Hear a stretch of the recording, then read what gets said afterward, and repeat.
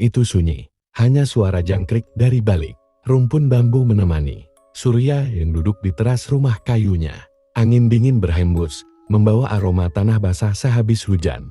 Wajahnya muram, keningnya berkarut, dan mata sayunya menatap kosong ke arah jalan desa yang gelap.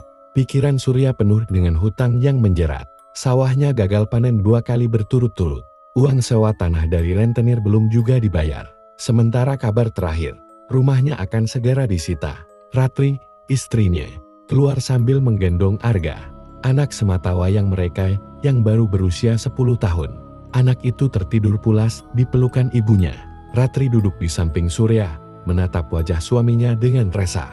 "Mas, jangan terlalu dipikirkan. Rezeki itu sudah diatur," ucap Ratri lirih. Surya menghela napas panjang. "Kau tidak mengerti, Rat, utang kita menumpuk. Kalau besok tak bisa bayar, kita akan terusir dari rumah ini. Apa kau mau lihat anakmu tidur di jalanan?" Kalimat itu membuat Ratri terdiam. Air matanya menetes. Ia tahu suaminya lelah, tapi ia juga tahu ada hal-hal yang sebaiknya tidak ditempuh demi uang.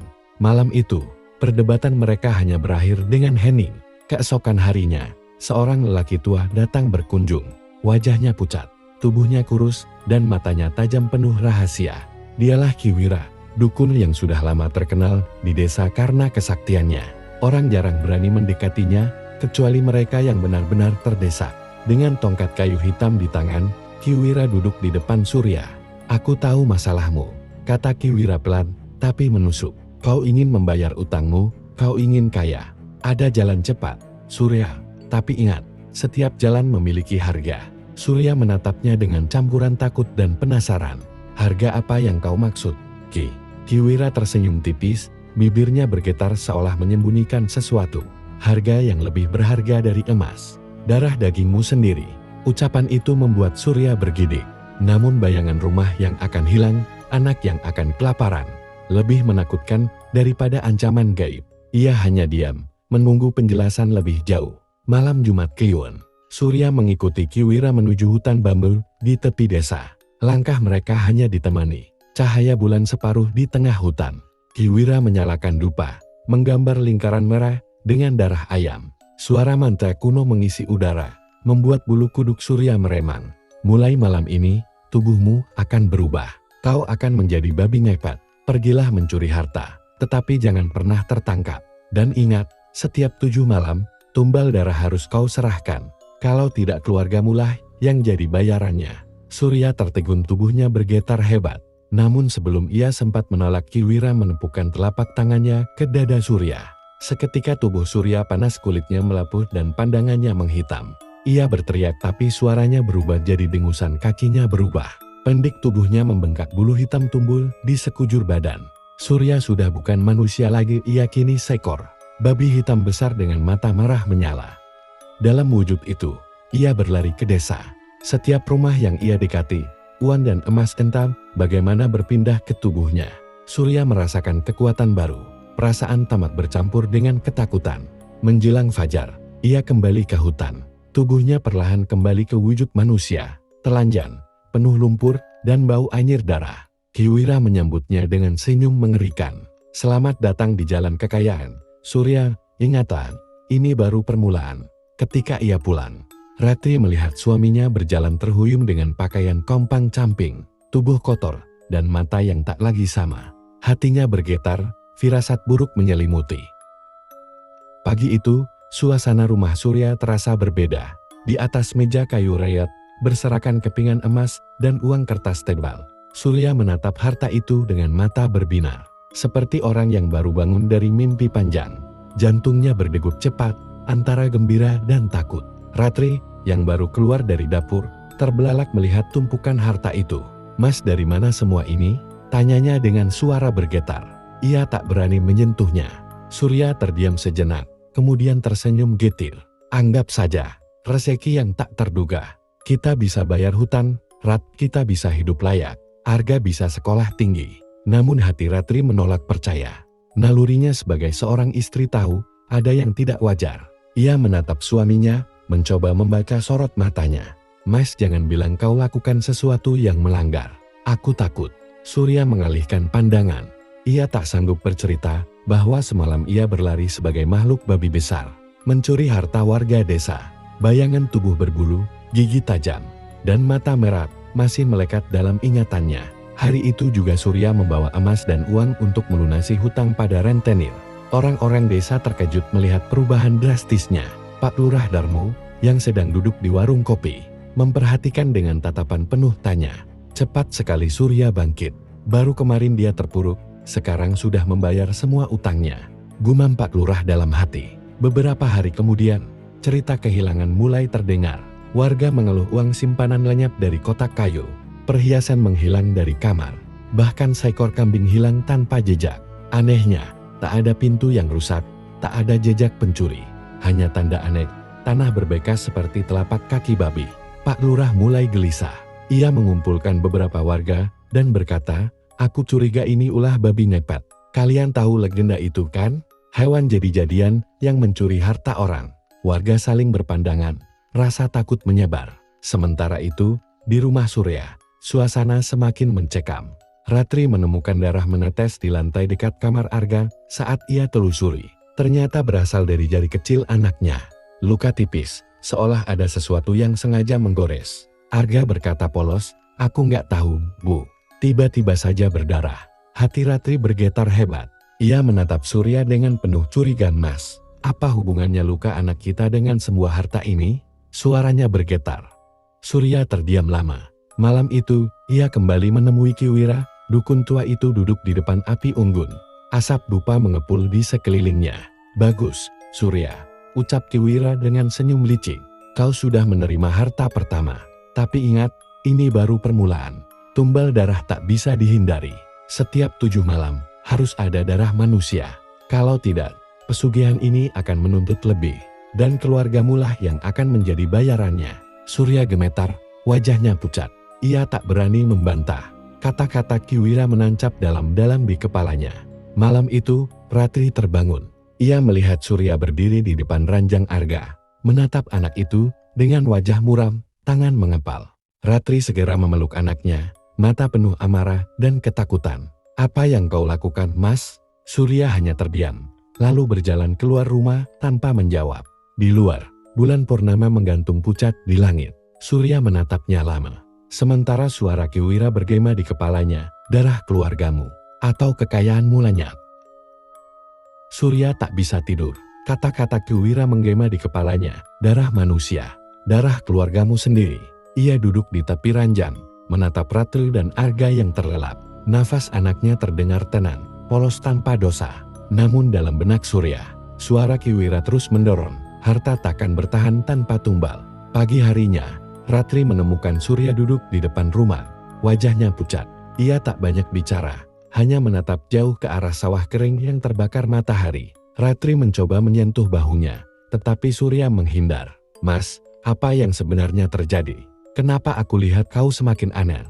tanya Ratri dengan cemas. Surya hanya menjawab singkat, "Semua demi kita, Rat, demi Arga." Hari-hari berikutnya, Surya semakin gelisah.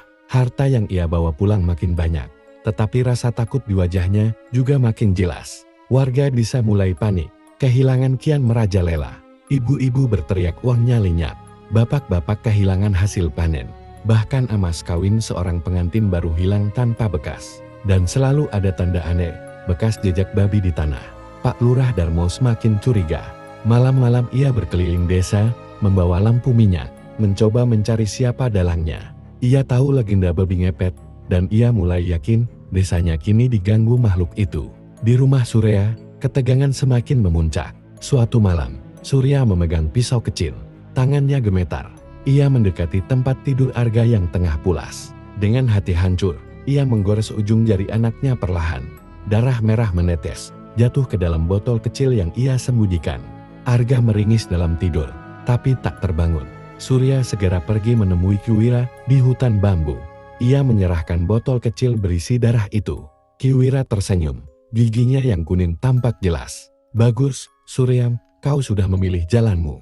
Ingat, ini baru awal. Semakin besar hartamu, semakin besar tumbal yang diminta." Surya merasa perutnya mual. Ia ingin muntah, tetapi di kepalanya ia teringat rumah baru, sawah luas, pakaian bagus, dan senyum Arga saat bisa sekolah dengan layak. Ia menutup rapat hatinya, menekan rasa bersalah dalam-dalam. Namun Ratri bukan perempuan bodoh. Ia menemukan kain di ranjang Arga penuh bercak darah kecil. Dengan hati berdebar, ia memeriksa jari anaknya. Ada luka tipis, seolah digores dengan sengaja. Arga hanya berkata polos, "Entah kenapa, Bu, perih sekali, tiba-tiba berdarah." Ratri merasa dadanya sesak. Malam itu, ia memperhatikan Surya pulang dengan mata kosong. Wajahnya penuh keringat. Ia tak tahan lagi. "Mas, apa yang kau lakukan pada anak kita?" bentak Ratri dengan suara bergetar. Surya terdiam, matanya berkaca-kaca. Ia ingin menjawab, tapi lidahnya keluh. Hanya suara Kiwira yang lagi-lagi bergaung di kepalanya, "Sekali kau masuk, tak ada jalan keluar." Di kejauhan, gunggungan anjing desa terdengar bersahut-sahutan. Pak Lurah yang berjaga malam itu menemukan jejak babi besar menuju hutan. Ia berbisik pada warga yang menemaninya, "Kita harus bersiap. Babi ngepet itu pasti akan kembali." Sementara di rumah Surya, Ratri memeluk Arga erat-erat, seolah melindungi anak itu dari sesuatu yang tak terlihat. Matanya menatap suaminya dengan campuran takut, marah, dan sedih. "Mas, jangan sampai kau serahkan anak kita. Aku tidak akan diam." Surya menunduk, air mata jatuh membasahi pipinya. Namun di lubuk hatinya, ia tahu perjanjian dengan Kiwira sudah mengikat, dan harga yang harus dibayar akan semakin berat. Malam-malam penuh teriakan warga yang kehilangan harta. Ada yang kehilangan beras 1 karung. Ada pula yang mendapati uang simpanan raib begitu saja. Semua jejak mengarah pada satu hal, babi ngepet. Pak Lurah Darmo tak tinggal diam.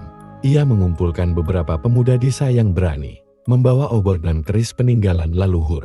"Kita tidak boleh membiarkan makhluk itu terus menghisap hasil kerja kita," katanya tegas. Malam itu, mereka menyebar, berjaga di simpang jalan, dekat hutan bambu tempat orang sering melihat sosok aneh berlari. Namun babi itu licin. Setiap kali mereka mendekat, suara derap langkah seperti makhluk berkaki 4 terdengar jauh, seolah mengejek. Sementara itu di rumah Surya, Ratri tak bisa tidur. Kata-kata suaminya yang penuh misteri terus menghantui pikirannya. Ia teringat luka kecil di jari Arga, teringat tatapan kosong Surya yang seperti menyimpan beban berat. Hatinya meronta. Ia yakin ada sesuatu yang disembunyikan Surya. Ketika tengah malam tiba, Ratri diam-diam mengikuti suaminya. Surya berpakaian serba hitam, membawa kantong kain kecil. Ia melangkah keluar rumah tanpa menyadari istrinya membuntuti dari kejauhan. Langkah Surya terhenti di hutan bambu, tempat ia bertemu Kiwira. Dari balik pohon, Ratri menyaksikan pertemuan itu dengan mata terbelalak. Kiwira berdiri dengan tongkat kayu hitam, wajahnya penuh senyum menyeramkan. Surya menyerahkan botol berisi darah Arga. Kiwira mengangguk puas. "Bagus, Surya, kau sudah mulai paham. Tapi ingat, babi ngepet yang kau jalankan hanya akan semakin lapar. Kalau kau tak memberinya lebih banyak darah, ia akan mencari sendiri. Dan saat itu, kau tak bisa lagi mengendalikannya." Ratri menutup mulutnya, menahan jeritan. Dadanya berdegup kencang. Ia kini tahu benar, suaminya terlibat dalam pesugihan babi ngepet. Surya pulang dengan wajah muram. Sementara Ratri lebih dulu berlari kembali ke rumah, berpura-pura tidur saat suaminya masuk. Malam itu ia menangis tanpa suara, memeluk Arga erat-erat. Dalam hati ia bersumpah, ia akan melindungi anaknya, walau harus melawan suaminya sendiri. Keesokan paginya, kabar gempar mengguncang desa. Seekor babi hitam besar terlihat berlari di pematang sawah. Warga yang panik melemparinya dengan batu. Tapi babi itu lincah, berlari menuju arah hutan. Pak Lurah segera mengumpulkan warga. "Kita harus menangkapnya. Kalau tidak, desa ini akan habis." Surya mendengar kabar itu dari jauh. Wajahnya pucat pasi. Ia tahu babi itu adalah dirinya sendiri dalam wujud pesugihan. Jika tertangkap, rahasianya terbongkar. Di sisi lain, Ratri diam-diam menemui Pak Lurah. Dengan suara lirik ia berkata, "Pak, saya tahu sesuatu tentang babi itu, tentang siapa yang mengendalikannya." Pak Lurah terdiam, menatap Ratri dengan kening berkerut. "Apa maksudmu, Rat?" Namun sebelum Ratri sempat menjawab, suara gonggongan anjing terdengar keras dari arah hutan. Warga berteriak-teriak, tanda mereka menemukan jejak segar babi ngepet. Ratri menggenggam tangan Pak Lurah erat. Matanya berkaca-kaca. "Pak, tolong lindungi anak saya. Kalau sesuatu terjadi, Jangan biarkan Arga jadi korban. Pak Lurah semakin curiga. Ia menatap wajah Ratri yang ketakutan, lalu menatap arah hutan. Perlahan kebenaran mulai tersusun di kepalanya. Malam semakin mencekam. Obor-obor dinyalakan. Warga membawa jaring, bambu runcing, dan doa-doa. Mereka bersiap berburu babi ngepet. Sementara itu, di dalam rumah, Surya terduduk lemas. Keringat membasahi tubuhnya. Ia tahu malam ini akan menentukan segalanya antara dirinya, keluarganya, dan perjanjian darah yang telah ia ikat. Obor-obor menyala di sepanjang jalan. Suara gonggongan anjing menggama, dan teriakan warga saling bersahutan. Mereka yakin babi hitam itu bersembunyi di dalam hutan bambu. Pak Lurah Darmo memimpin langsung perburuan. Di tangannya tergenggam keris warisan leluhur, yang diyakini mampu menebas makhluk gaib. Ingat, jangan biarkan ia lolos. Babi itu bukan sembarang hewan. Ia adalah jelmaan manusia yang menjual jiwanya. Serunya lantang. Ratri ikut di antara kerumunan, menggenggam selendang sambil menahan guncangan dalam dadanya. Ia tahu benar siapa yang dikejar warga malam itu. Dalam hatinya, ia diliputi dilema, menyelamatkan suaminya atau membiarkan kebenaran terkuak. Di sisi lain, Surya duduk gemetar di dalam rumahnya. Keringat deras menetes dari pelipis. Tubuhnya seakan kehilangan tenaga. Ia tahu wujud babi itu adalah dirinya sendiri. Perut dan tubuhnya saling bertukar. Jika warga berhasil menangkap babi tersebut, habislah sudah hidupnya. Sementara itu, di dalam hutan, beberapa pemuda berhasil menemukan jejak kaki babi besar. Mereka melihat bayangan hitam berlari cepat di antara rumpun bambu. Anjing-anjing penuntun menggonggong semakin keras, berusaha mengepung. "Cepat kejar dia!" teriak salah seorang pemuda. Tiba-tiba terdengar suara jeritan nyaring. Salah satu warga terjatuh.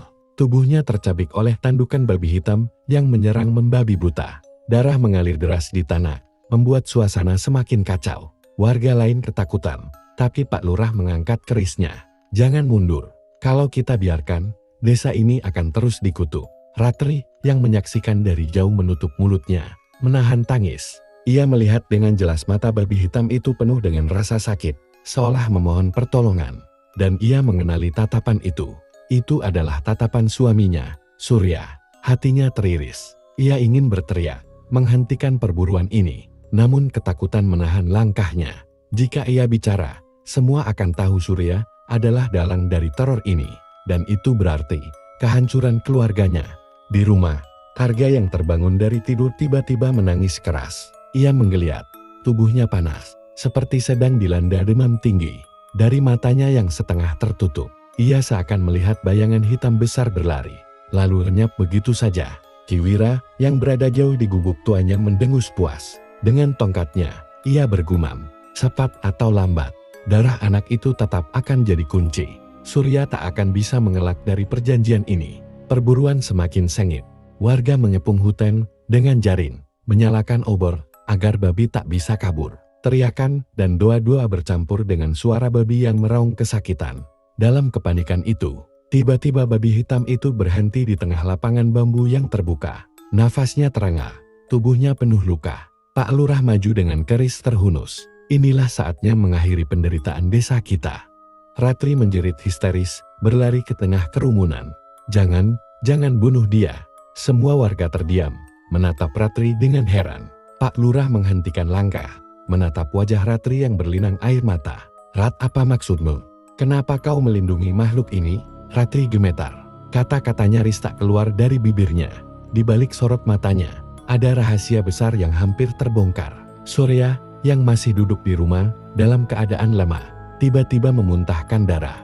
Tubuhnya kejang. Ikatan antara dirinya dan babi ngepet makin melemah. Dan di tengah hutan, warga menatap Ratri dengan penuh curiga. Malam itu, bukan hanya babi hitam yang menjadi buruan, melainkan juga kebenaran kelam yang mulai terbuka sedikit demi sedikit. Suasana di hutan menegang. Ratri berdiri di depan babi hitam dengan tubuh gemetar.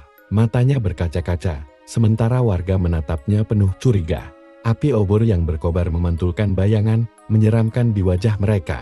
Pak Lurah Darmo maju selangkah, kerisnya masih terhunus. "Rat, kenapa kau melindungi makhluk ini? Apa yang sebenarnya kau sembunyikan?" Suaranya berat, mencurigakan. Ratri menelan ludah, dadanya sesak. Pikirannya berkecamuk. Ia ingin jujur, ingin berteriak bahwa babi itu adalah Surya suaminya sendiri. Tapi kata-kata itu seakan terkunci. Aku hanya takut darah semakin banyak tertumpah. Pak, sudahlah, lepaskan saja makhluk ini. Jangan menambah korban. Bisik-bisik warga mulai terdengar. Beberapa memandang Ratri dengan tatapan tajam, seolah-olah ia menyembunyikan sesuatu. Ada pula yang mengangguk, merasa iba dengan ketakutan perempuan itu. Babi hitam itu sendiri hanya berdiri terengah. Matanya merah berair, menatap Ratri penuh rasa sakit. Dari tatapan itu, jelas ada sisa-sisa kemanusiaan yang masih terikat di dalam tubuh hewan itu. Pak Lurah menghela napas panjang. Makhluk ini sudah membunuh. Kalau kita biarkan, desa ini takkan pernah tenang. Ratri, aku tahu kau orang baik, tapi jangan sampai belas kasihmu menutup mata dari kebenaran. Ia mengangkat kerisnya tinggi-tinggi, siap menebas. Ratri berteriak, jangan. Tubuhnya refleks menghalangi babi hitam itu. Beberapa warga kaget, sebagian lagi langsung menariknya ke samping. Namun tangisan Ratri membuat mereka ragu untuk menyerang. Sementara itu, di rumah, Surya menggeliat di lantai. Tubuhnya penuh luka memar, seakan menanggung setiap serangan yang diterima wujud babi di hutan. Napasnya tersengal, darah segar keluar dari mulutnya. Ia sadar, ikatan dengan pesugihan semakin rapuh. Jika babi itu mati, ia juga akan lenyap.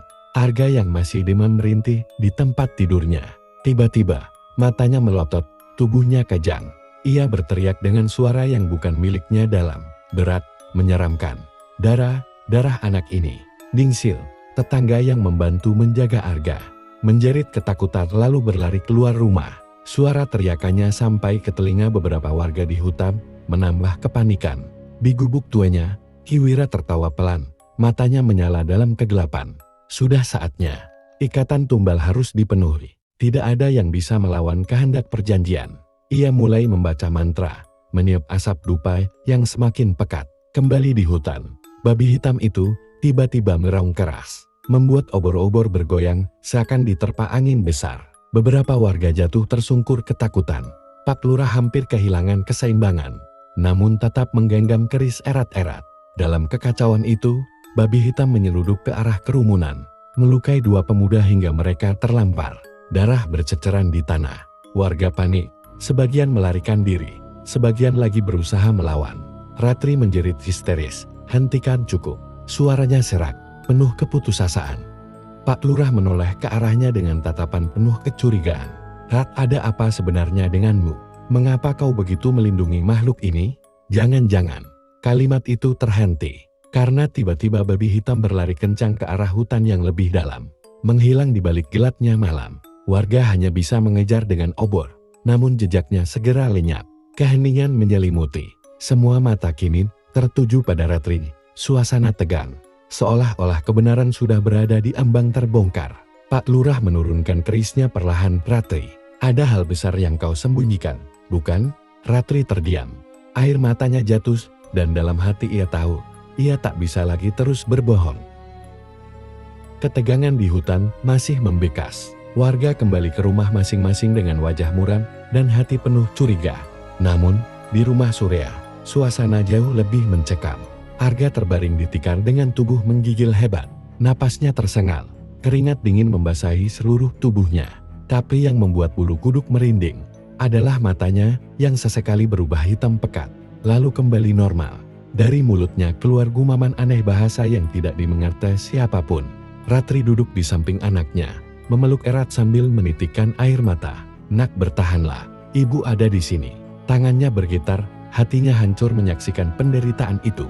Surya, yang tubuhnya masih lemah dengan luka-luka misterius, berusaha bangkit. Ia mendekati Arga, tangannya terulur. Tapi begitu menyentuh dahi anaknya, Arga menjerit keras, seolah terbakar. Jangan sentuh aku. Suara itu bukan suara anak kecil, melainkan suara berat dan penuh kebencian. Ratri terlonjak, Surya tertegun. Tatapan Arga kini menancap lurus ke arah ayahnya. Kau yang menyerahkan darahmu untukku. Kata-kata itu menghantam seperti petir. Surya terdiam, tubuhnya gemetar. Ratri menatapnya dengan wajah pucat. Pertanyaan besar muncul di benaknya. Apa maksudnya, Surya? Suaranya lirih, penuh rasa takut. Surya ingin menjawab, tapi tenggorokannya terkunci. Ia hanya menunduk, air mata jatuh. Dalam hati ia tahu, rahasia pesugihan itu pelan-pelan mulai terungkap melalui tubuh anaknya sendiri. Di luar rumah, warga yang baru pulang mendengar jeritan Arga. Mereka mulai berbisik-bisik lagi. Suara itu bukan suara anak kecil. Aku dengar juga. Suara siapa itu? Jangan-jangan keluarga Surya yang menyembunyikan sesuatu. Pak Lurah yang berjalan paling belakang berhenti, menatap rumah Surya dengan curiga. Ia lalu memberi tanda pada dua pemuda. Kita perhatikan baik-baik keluarga itu. Jangan sampai desa ini hancur karena rahasia mereka. Di sisi lain, Ki Wira duduk di gubuknya, tertawa dengan suara serak. Asap dupa makin pekat mengepul, memenuhi ruangan. Tumbal sudah mulai menerima roh. Sebentar lagi, pintu sepenuhnya terbuka. Matanya memerah, bibirnya berlumuran darah dari ritual yang baru saja ia lakukan. Kembali ke rumah Surya, Arga kini terdiam. Tubuhnya lemas, namun wajahnya tetap menyeramkan. Ia berbisik pelan, nyaris tak terdengar. Aku haus, darah-darah. Ratri menutup telinganya, menahan tangis. Cukup, jangan lagi, nak, ibu mohon. Surya, dengan suara pecar, akhirnya berkata lirih, Ratri, aku harus jujur. Semua ini salahku. Ratri menoleh dengan mata membesar. Apa yang kau lakukan, Surya? Sebelum Surya sempat menjawab, tiba-tiba pintu rumah mereka berderak keras. Seakan ada yang mendorong dari luar.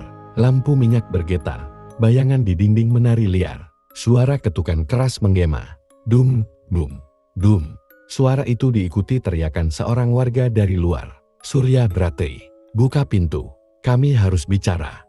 Ratri dan Surya saling berpandangan dengan wajah pucat. Arga kembali menggeliat, lalu tertawa kecil dengan suara yang bukan miliknya. Mereka sudah datang. Mereka akan tahu siapa kita sebenarnya. Suasana makin mencekam. Rahasia Surya berada di ambang terbongkar, sementara waktu untuk menyelamatkan Arga semakin menipis. Ketukan keras di pintu rumah Surya membuat suasana semakin tegang. Ratri menatap suaminya dengan wajah penuh ketakutan, sementara Surya hanya terdiam. Keringat dingin menetes di pelipisnya. Dari luar, suara Pak Lurah terdengar lantang, Surya, kami tahu ada yang tidak beres. Buka pintu ini sekarang, sebelum kami paksa masuk. Ratri memeluk Arga yang masih terbaring lemah dengan tatapan mata hitam pekat. Bocah itu terkekeh pelan. Suaranya terdengar seram. Buka saja, biar semua tahu. Surya menarik napas panjang. Ia sadar, jika pintu terbuka, aib yang disimpannya bertahun-tahun akan terkuak. Namun jika ditutup rapat, desakan warga hanya akan semakin kuat. Akhirnya, dengan langkah gontai, ia membuka pintu. 3 orang pemuda bersama Pak Lurah masuk dengan wajah tegang. Lampu minyak di ruang tengah bergetar. Bayangan mereka memanjang di dinding. Pak Lurah menatap lurus ke arah Surya, katakan jujur. Apa yang terjadi pada keluargamu? Suara jeritan anakmu. Itu bukan suara biasa. Sebelum Surya sempat menjawab, tiba-tiba Arga tertawa keras. Matanya yang hitam menatap Pak Lurah. Aku bukan anak biasa. Aku adalah daging tumbang dari perjanjian ayahku. Semua yang ada di ruangan itu tertegun. Ratri menjerit, menutup telinga seolah tak ingin mendengarnya. Pak Lurah melangkah maju dengan wajah penuh kecurigaan. Surya, apa maksud ucapan anakmu barusan? Surya terdiam, tubuhnya lemas. Suara serak keluar dari bibirnya, aku melakukan kesalahan besar. Saat Arga lahir, aku takut miskin, takut tidak bisa memberi makan keluargaku. Lalu aku mendatangi Ki Wira. Nama itu membuat wajah Pak Lurah berubah pucat. Ki Wira, kau gila. Surya, kau tahu dia dukun pesugihan terlarang. Surya menunduk. Aku tergoda. Ki Wira bilang, jika aku memberikan darah pertama anakku saat lahir, hidupku tak akan pernah kekurangan. Dan aku melakukannya. Darah Argaku berikan pada ritual itu. Tangis Ratri pecah. Ia jatuh berlutut sambil menatap suaminya dengan mata penuh luka. Surya, bagaimana bisa kau korbankan anakmu sendiri? Arga kembali tertawa. Tubuhnya bergetar keras. Suara yang keluar dari mulutnya kini terdengar seperti bisikan banyak orang sekaligus. Kini roh itu menuntut balas. Tubuhku bukan lagi milikku. Aku milik mereka. Para pemuda mundur ketakutan. Salah satunya berbisik, ini bukan manusia lagi. Pak Lurah menatap tajam Surya, keserakahanmu membawa bencana. Kita harus hentikan ini sebelum desa kita hancur. Namun tiba-tiba, suara teriakan panjang menggema dari luar rumah. Warga yang berkumpul di depan rumah berlarian panik. Salah satu dari mereka berteriak, "Ada bayangan hitam besar di hutan." Ia menuju desa. Pak Lurah menoleh dengan wajah pucat, lalu kembali menatap Surya. "Kau lihat apa yang sudah kau lepaskan? Roh pesugihan itu keluar, dan ia akan menjemput tumbalnya." Di dalam rumah, Arga mendadak terangkat dari tikarnya. Tubuhnya melayang beberapa jengkal dari lantai. Matanya memerah. Mulutnya terbuka lebar mengeluarkan jeritan melengking. Ratri memeluk Surya dengan ketakutan. Surya hanya bisa berlutut, menangis, menyesali perbuatannya.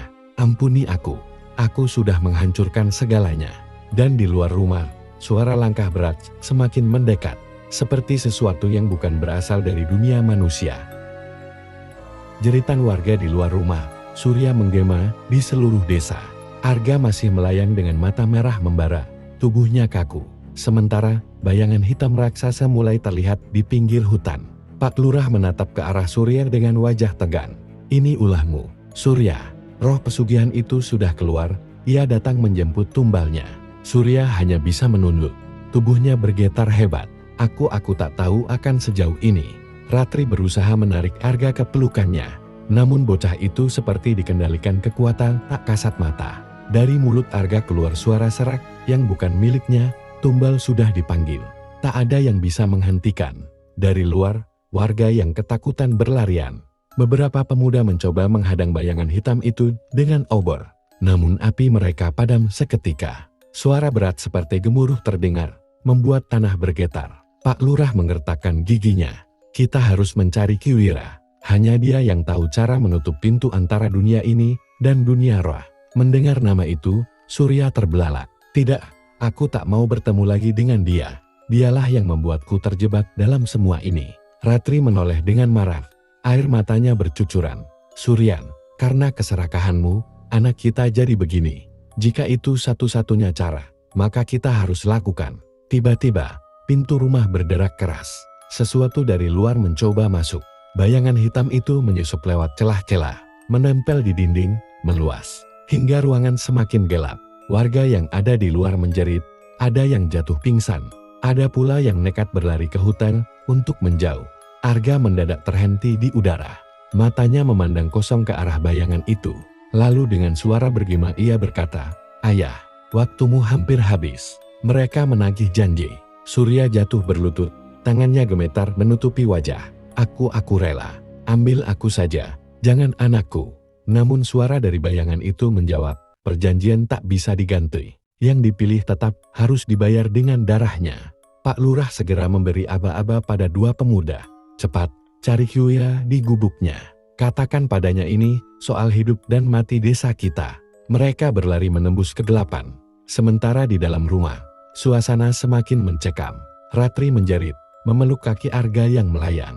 "Tidak, jangan ambil anakku. Tolong." Bayangan itu semakin pekat, memenuhi langit-langit rumah. Suara-suara aneh mulai terdengar, seperti ratusan bisikan yang datang dari segala arah. Tiba-tiba, salah satu warga yang ketakutan di luar menyalakan kembang api kecil yang tersisa dari pesta desa sebelumnya. Ledakan cahaya membuat bayangan itu mundur sejenak, menjerit nyaring. Arga terjatuh ke lantai, tubuhnya menggeliat, seolah ada sesuatu yang keluar dari dalam dirinya. Ratri bergegas mendekapnya, namun Arga menatapnya dengan mata setengah merah. "Ibu, aku sakit, mereka masih di dalam tubuhku." Pak Lurah menatap Surya tajam. "Jika Ki Wira tidak segera datang, anakmu, dan mungkin seluruh desa ini, akan binasa."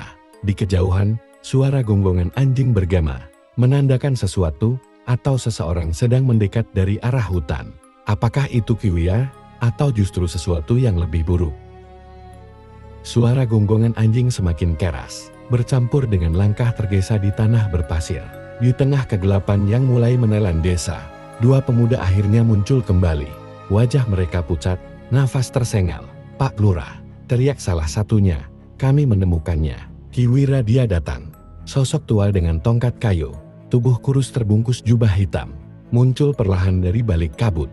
Wajahnya penuh keriput, namun matanya tajam menyala, seolah mampu menembus kegelapan. Dialah Ki Wira, dukun tua yang dulu menuntun Surya pada jalan pesugihan. Surya segera mundur, wajahnya pucat pasi. Tidak, jangan biarkan dia masuk. Aku tak mau melihatnya lagi. Namun Ratri menoleh dengan amarah bercampur putus asa. Diam, Surya. Ini satu-satunya harapan kita. Ki Wira masuk ke dalam rumah, menatap Arga yang tergeletak lemah di lantai dengan mata masih berkilat merah. Bayangan hitam yang menempel di langit-langit bergetar, seolah gusar dengan kehadirannya. Hamem, gumam Ki Wira lirih.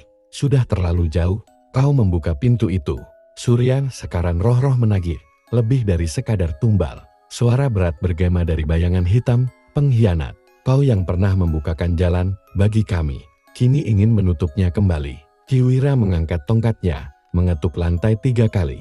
Getaran halus menyebar, membuat bayangan itu terhuyung mundur. Aku memang membuka jalan itu, tapi aku juga yang bisa menutupnya, asal harga yang tepat dibayar. Pak Lurah mendekat, wajahnya penuh kekhawatiran. Ki Wira, apa yang harus kami lakukan? Warga ketakutan. Desa ini akan musnah jika tidak segera dihentikan. Ki Wira menatap Surya dalam-dalam. Harga ini harus dibayar oleh orang yang membuat perjanjian. Hanya darah Surya yang bisa menutup pintu ini. Ratri terperanjat. Tidak. Jika Surya mati, bagaimana dengan kami? Bagaimana dengan Arga? Ki Wira menggeleng pelan. Jika pintu tidak ditutup, maka bukan hanya Surya, anakmu, bahkan seluruh desa akan menjadi korban.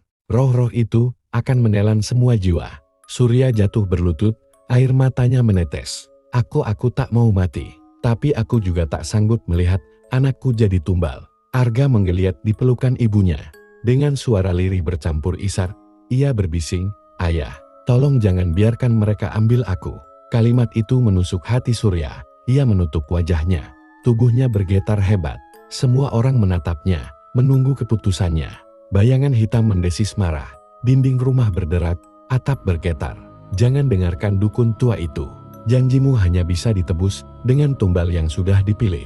Anak itu milikku. Ki Wira menghentakkan tongkatnya sekali lagi. Cahaya merah samar keluar dari lantai, membentuk simbol-simbol kuno. Cepat, Surya, putuskan sekarang. Kau serahkan nyawamu, atau anakmu akan diambil untuk selamanya. Ruangan semakin panas, udara terasa menyesakkan. Ratri memeluk Arga erat, menangis terseduh. Pak Lurah menggenggam kerisnya, siap berjaga-jaga. Warga di luar hanya bisa berdoa, mendengar dentuman Anet dari dalam rumah. Surya menatap istrinya, menatap anaknya, lalu menatap Ki Wira, wajahnya dipenuhi rasa bersalah yang tak terbendung. Dengan suara bergetar ia berkata, "Kalau itu satu-satunya cara, maka biarlah aku yang menebusnya." Bayangan hitam menjerit marah, sementara Ki Wira bersiap melakukan ritual terakhir. Suasana di dalam rumah itu berubah semakin mencekam. Api pelita bergetar, seolah diterpa angin dari dunia lain. Bayangan hitam di langit-langit berputar liar, menjerit marah, menggaung seperti ribuan suara bersatu. Ki Wira menancapkan tongkatnya ke lantai. "Kita mulai sekarang, sebelum roh-roh itu semakin kuat." Surya, dengan wajah pucat penuh keringat dingin, maju perlahan. Ratri menahan tangannya dengan gemetar. "Surya, jangan. Harus ada cara lain." Mata Surya berair, namun ia memaksa tersenyum tipis pada istrinya. "Ratri, semua ini salahku. Aku yang serakah. Aku yang membuka pintu itu. Kalau aku terus hidup, Arga tidak akan pernah aman." Arga merintih lemah, namun kali ini matanya menatap ayahnya dengan kesadaran penuh. "Ayah, jangan tinggalkan aku." Suara kecil itu menusuk jantung Surya. Ia hampir goyah. Namun Ki Wira mendekat, suaranya tegas namun dingin. "Jika kau mundur sekarang, roh itu akan mengambil anakmu malam ini juga. Pilihannya hanya dua, darahmu atau jiwa anakmu." Pak Lurah yang sejak tadi berdiam diri, akhirnya maju dengan mata merah berkaca-kaca. "Surya, aku mohon, jangan biarkan semua orang di desa ini binasa karena kesalahanmu. Tunjukkan bahwa kau masih punya hati." Bayangan hitam mendesis, tubuhnya semakin besar, memenuhi hampir seluruh ruangan. "Jangan dengarkan mereka. Aku memberimu kekayaan, aku memberimu kehormatan. Janjimu belum lunas, Surya. Yang harus kau serahkan hanyalah anakmu, tumbal itu yang paling manis." Surya menutup telinga, berlutut, menangis keras. Tubuhnya bergetar hebat. "Kenapa? Kenapa aku begitu bodoh?" Ki Wira mulai menyiapkan sesaji kecil, kendi tanah liat berisi air, bunga 7 rupa, dan sebilah keris kecil berbalut kain merah. Ia meletakkannya di tengah simbol-simbol kuno yang menyala samar di lantai. "Surya," ujar Ki Wira, "letakkan tanganmu di atas keris ini. Biarkan darahmu menetes ke tanah. Dengan begitu pintu akan tertutup dan roh-roh itu tak akan bisa lagi menagih." Ratri menjerit, memeluk Surya dari belakang. "Jangan, aku tidak sanggup kehilanganmu." Surya menoleh, menatap istrinya dengan tatapan terakhir penuh cinta. "Ratri, jagalah Arga. Katakan padanya, aku tidak pernah meninggalkannya. Aku hanya membayar kesalahanku." Tangisan Ratri pecah. Ia tak mampu berkata-kata lagi. Surya mengangkat keris itu dengan tangan gemetar. Bayangan hitam melompat turun, berusaha merebut Arga, namun cahaya dari simbol-simbol itu membakar tubuhnya, membuat ia menjerit kesakitan. "Cepat, Surya, waktumu tinggal sedikit," teriak Ki Wira. Dengan teriakan penuh kepasrahan, Surya menancapkan keris itu ke dadanya sendiri. Darah memancar, jatuh ke tanah, membasahi simbol-simbol merah di lantai. Seketika itu juga, cahaya terang meledak memenuhi ruangan. Jeritan bayangan hitam menggema panjang, sebelum akhirnya tercerai-berai menjadi abu gelap yang lenyap ditelan angin. Arga menjerit, tubuhnya terlepas dari belita, tak kasat mata. Ratri langsung memeluknya, menangis histeris. Pak Lurah menunduk dalam, menggenggam kerisnya erat. Sementara itu, Ki Wira menutup mata, menghela napas berat. Sudah selesai, tapi harga yang dibayar sangat mahal. Surya terbaring di lantai, matanya setengah terbuka, bibirnya tersenyum lemah. Ia menatap sekali lagi ke arah istri dan anaknya, lalu menghembuskan napas terakhir. Ratri menjerit pilu. "Surya!" Malam itu, desa akhirnya terbebas dari teror roh pesugihan. Tapi harga penebusannya adalah nyawa seorang ayah yang memilih mengorbankan dirinya demi anaknya. Fajar perlahan merekah di langit timur, menggantikan malam yang penuh teror. Desa yang semalaman diguncang jeritan gaib kini sunyi, seolah ikut berduka atas peristiwa yang baru saja terjadi. Di rumah Surya, tubuhnya sudah dibaringkan dengan kain putih sederhana. Wajahnya tampak damai, seperti seseorang yang akhirnya bebas dari belenggu panjang. Namun di sisi lain, tangisan Ratri tak pernah berhenti sejak ia kehilangan suami tercintanya. Arga duduk terpaku di dekat tubuh ayahnya. Matanya masih sembab, tetapi kini tak lagi ada belitan gaib yang merenggut tubuhnya. Bocah itu meraih tangan ayahnya yang dingin, berbisik lirih. "Ayah, aku janji akan jadi anak yang kuat. Aku tidak akan mengecewakanmu." Pak Lurah dan beberapa warga desa datang melayat. Wajah mereka menunduk, penuh penyesalan. "Kami semua berutang pada Surya," ucap Pak Lurah dengan suara berat. "Kalau bukan karena pengorbanannya, mungkin desa ini sudah jadi sarang iblis." Ki Wira, yang duduk bersila di sudut ruangan, menutup matanya sambil mengusap jenggot putihnya. Roh itu sudah terkunci. Pintu gaib yang terbuka telah ditutup dengan darah. Seorang manusia yang rela menebus dosa. Tapi ingatlah, jangan pernah ada lagi yang tergoda oleh janji pesugihan. Karena setiap janji iblis selalu berakhir dengan penderitaan. Hari itu, Surya dikuburkan dengan doa dan tangisan. Angin bertiup lirih di pemakaman desa, seolah alam pun turut merasakan kehilangan seorang ayah yang akhirnya menebus kesalahan dengan nyawanya. Ratri berdiri di sisi makam, wajahnya pucat, matanya bengkak. "Aku akan menjaga Arga. Aku akan terus hidup demi anakmu," katanya lirih sambil menyentuh nisan suaminya. Malam tiba, desa sudah tenang, tak ada lagi suara gaib atau bayangan hitam yang menghantui. Namun di kamar Arga, bocah itu terbangun dari tidurnya. Ia mendengar suara lembut yang sangat dikenalnya. "Arga!" Ia membuka mata. Di tepi ranjang, berdiri sosok samar ayahnya. Surya, wajahnya tersenyum lembut. Tubuhnya berkilau redup seperti cahaya bulan. "Ayah!" Suara Arga bergetar. Surya mengangguk, mendekat dan mengelus kepala anaknya. "Jangan takut, Nak. Aku tidak pergi jauh. Aku akan selalu ada di hatimu, menjaga langkahmu. Jadilah orang yang baik. Jangan ulangi kesalahan ayah." Air mata Arga mengalir. Ia mencoba meraih ayahnya, tapi sosok itu semakin memudar. "Ayah, jangan pergi." Surya tersenyum untuk terakhir kali. "Aku bangga padamu, Arga. Ingat, aku selalu mencintaimu." Sosok itu lalu hilang, meninggalkan hanya keheningan malam. Arga menatap kosong, namun di dalam hatinya ada kekuatan baru, keyakinan untuk hidup lurus, menjauhi jalan gelap yang pernah dipilih ayahnya. Keesokan harinya, hidup perlahan kembali normal. Ratri bekerja keras untuk membesarkan anaknya. Desa pun kembali tenteram. Meski kisah tentang pesugihan, Surya menjadi legenda yang diceritakan turun-temurun sebagai peringatan. Kekayaan instan selalu menuntut harga yang tak pernah sepadan. Dan di setiap malam sunyi, saat angin berhembus lembut melewati rumah kecil itu, Aga kadang merasa ada tatapan hangat yang menjaganya dari jauh. Tatapan seorang ayah yang telah menebus dosa dengan cinta.